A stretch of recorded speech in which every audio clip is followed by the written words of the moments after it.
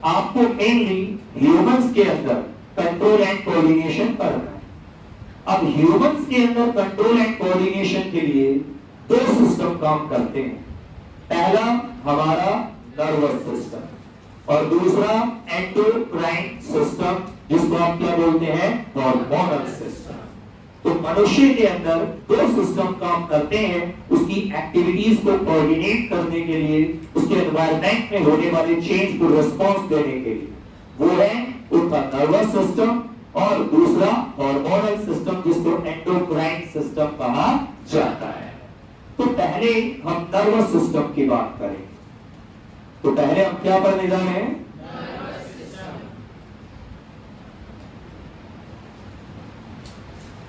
Nervous system. अब ये nervous system है क्या बेटे? हमारे पूरी बॉडी के अंदर जो नेटवर्क है, पूरा का पूरा जो नेटवर्क है या सिस्टम है नर्व सेलों का, उसे हम नर्वस सिस्टम कहते हैं। द नेटवर्क और system of nerve cells is called nervous system. क्या बोलेंगे उसको? Nervous system. हमारी पूरी बॉडी में जाल फैला हुआ है नर्व सेलों का, और ये जो नेटवर्क है नर्व सेलों का, जो ये सिस्टम है हमारी बॉडी में नर्व सेलों का, इसी को हम क्या बोलते हैं? Nervous system. क्या बोलेंगे? Nervous system. एग्जैक्टली जो नर्व सेल है उसको नर्वस सिस्टम की स्ट्रक्चरल एंड फंक्शनल यूनिट भी कहते हैं। क्या बोलते हैं?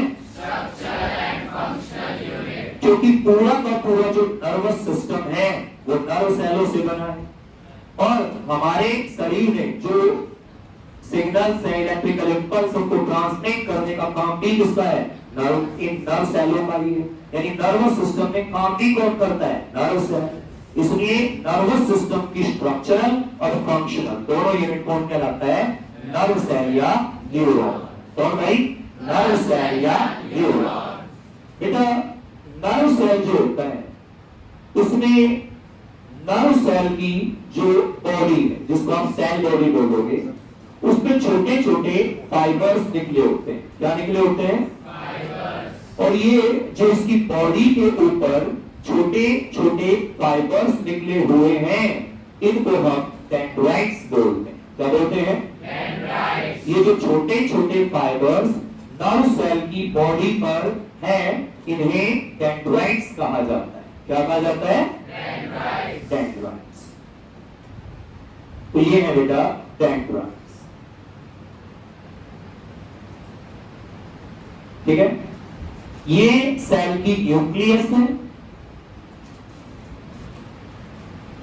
और बेटा यहां पे ये सेल बॉडी, आप सेल बॉडी को सोमा भी कहते हैं। क्या बोलते हैं? सोमा। यहां इसमें ये भरा हुआ है साइटोप्लाज्म। क्या? साइटोप्लाज्म। ये साइटोप्लाज्म।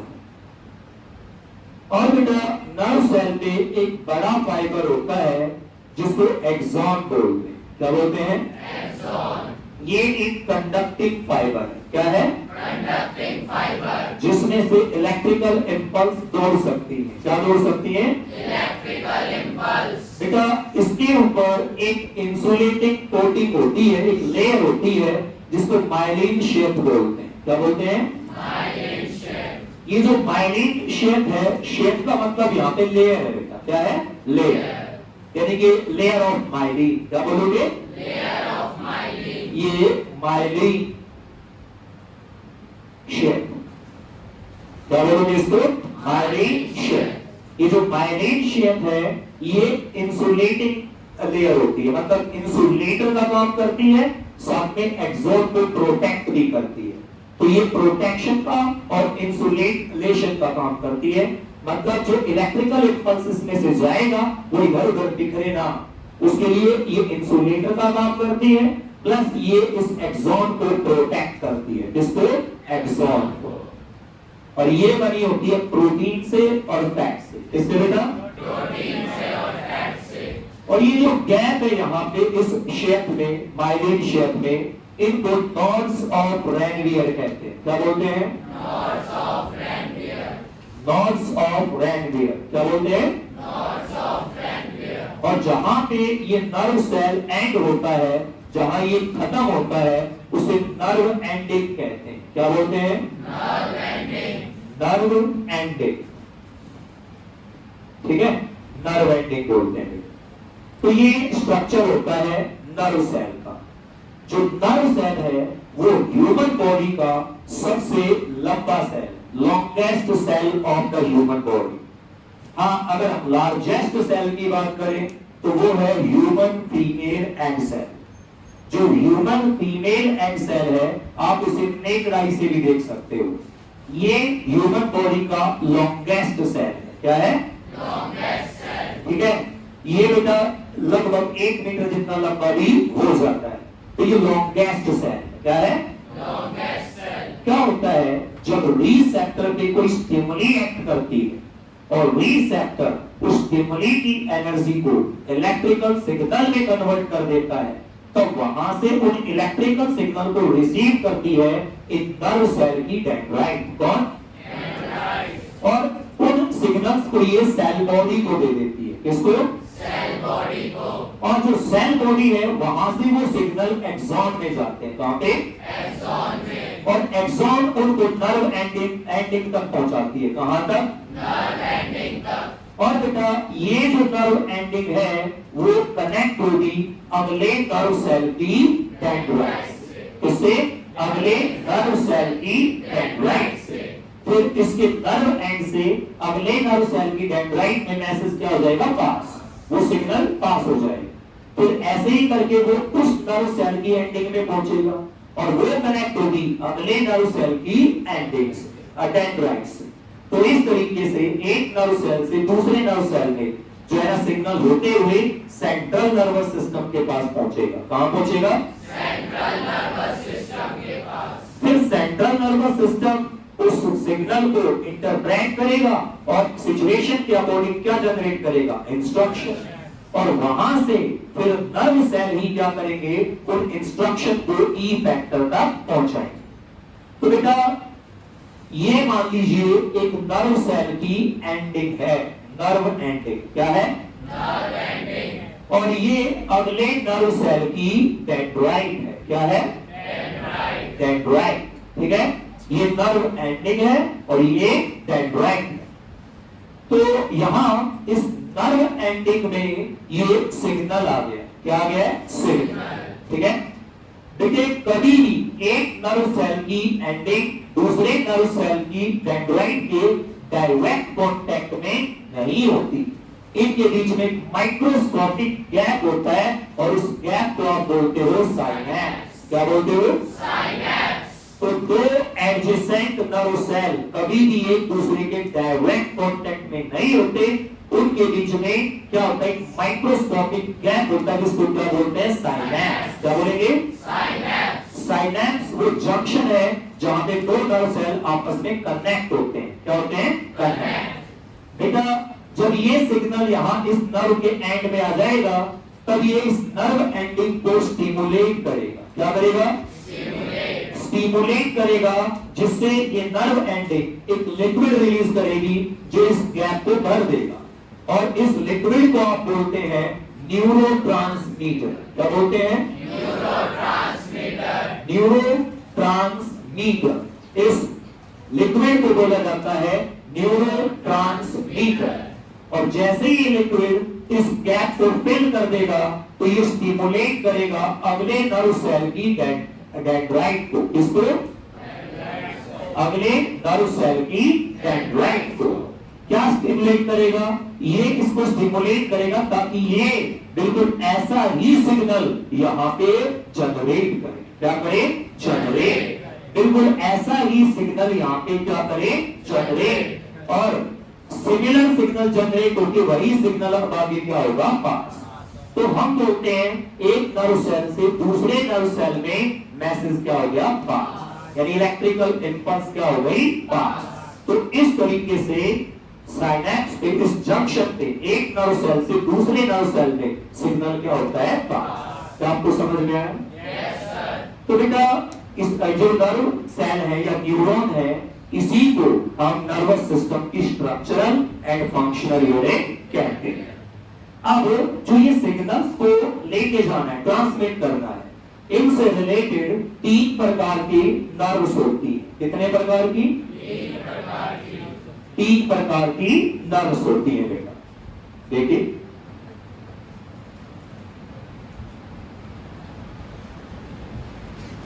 तो बेटा सिग्नल्स को यानी कि इलेक्ट्रिकल इंपल्स को ट्रांसमिट करने से रिलेटेड 3 प्रकार की नर्व्स होती। पहली जिनको हम बोलते हैं सेंसरी नर्व्स। क्या बोलते हैं? Sensory nerves.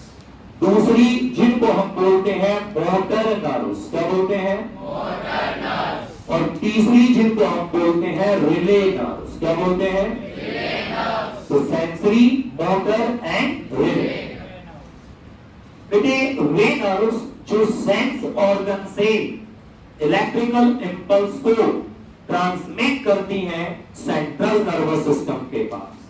मतलब सेंस ऑर्गन से सिग्नल को सेंट्रल नर्वस सिस्टम के पास पहुंचाएंगे, उन्हें सेंसरी नर्व्स कहा जाता है। क्या कहा जाता है? Sensory nerves. The nerves which transmit electrical impulse from sense organs या आप कह सकते हो from receptors to the central nervous system।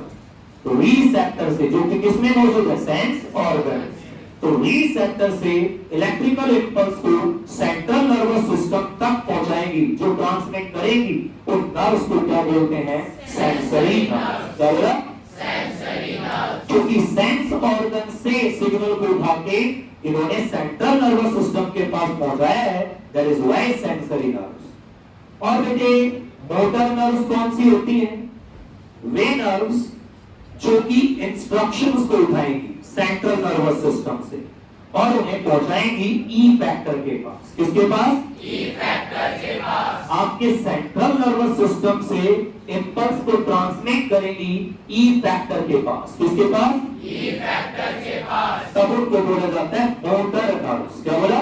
Motor nerves. The nerves which transmit impulse from central nervous system to the E factors are called motor nerves। क्या बोला? Motor nerves. Exactly जो ये word है मोटर, इसका मतलब होता है in motion. क्या होता है? In motion. जो ये वर्ड है मोटर, इसका मतलब होता है इन मोशन। क्या होता है? In motion. अब आप सोचिए ई फैक्टर क्या करते हैं? आपकी बॉडी में मोशन प्रोड्यूस करते हैं ताकि आप आपके एनवायरनमेंट में होने वाले चेंज के प्रति क्या कर सको? रिस्पॉन्स। ठीक है, उसे रिएक्ट, उसके प्रति रिएक्ट कर सको, रिस्पॉन्स दे सको। तो मोशन प्रोड्यूस करती है। इसलिए ये वो नर्व्स हैं जो कि मोशन प्रोड्यूस कराने के लिए सिग्नल लेके जाते हैं ई फैक्टर के पास। दैट इज व्हाई को बोलते हैं मोटर नर्व्स। क्या बोलते हैं? Motor nerves. अब ये रिले नर्व्स क्या होती है? जो रिले नर्व्स हैं वो हमारे सेंट्रल नर्वस सिस्टम में मौजूद होती है, जहां भी ये क्या करती हैं? बाकी नर्व्स के बीच में लिंक का काम करती हैं, उनको आपस में कनेक्ट करने का क्या करती हैं? काम। तो relay nerves are present in the central nervous system where they serve as link between the other neurons, जहां पे ये लिंक का काम करती हैं बाकी न्यूरॉन्स के लिए। समझ में आया? उनको आप बोलते हैं रिले नर्व्स। क्या बोलते हैं? Relay nerves. ओके,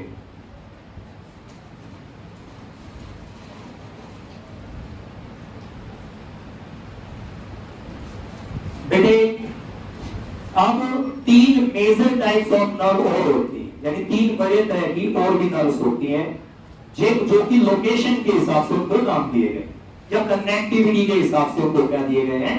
नाम दिए गए। बेटा जिनमें पहली है क्रैनियल नर्व्स। क्या बोला? Cranial nerves. दूसरी है बेटा स्पाइनल नर्व्स। क्या बोला? Spinal nerves. और तीसरी है बेटे विसरल नर्व्स। क्या? Visceral nerves. Visceral nerves. अब ये क्रैनियल नर्व्स क्या है?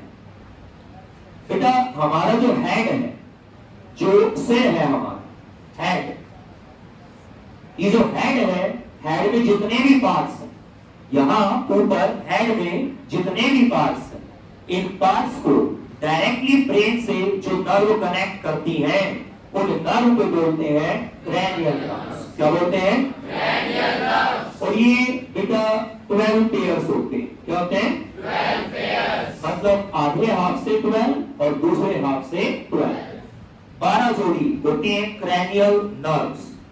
एग्जैक्टली जो ये स्कल है, जो ये खोपड़ी है जिसमें हमारा ब्रेन है, इसे क्रैनम कहा जाता है। क्या बोला जाता है?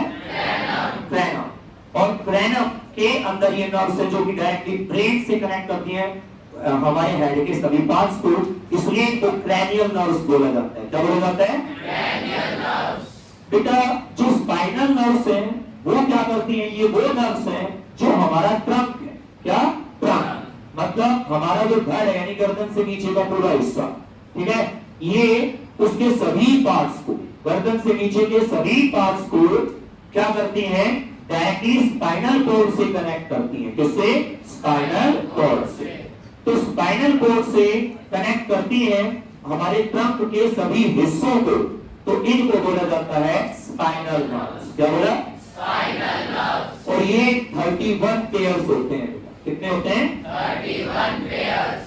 अब जो ये तीसरे प्रकार की नर्व्स है विसरल नर्व्स, हमारे जो इंटरनल सॉफ्ट ऑर्गन्स हैं, जैसे हमारे डाइजेस्टिव सिस्टम के ऑर्गन्स, हमारे जो रिप्रोडक्टिव सिस्टम है उसके ऑर्गन्स, बेटा जो एक्सक्रीटरी सिस्टम है उसके ऑर्गन्स, या हमारा लंग्स या हार्ट, इनको, इन सॉफ्ट ऑर्गन्स को क्या करती हैं? ये या तो स्पाइनल कॉर्ड से या ब्रेन से डायरेक्टली क्या करती हैं? कनेक्ट। इन्हीं को बोला जाता है विसरल।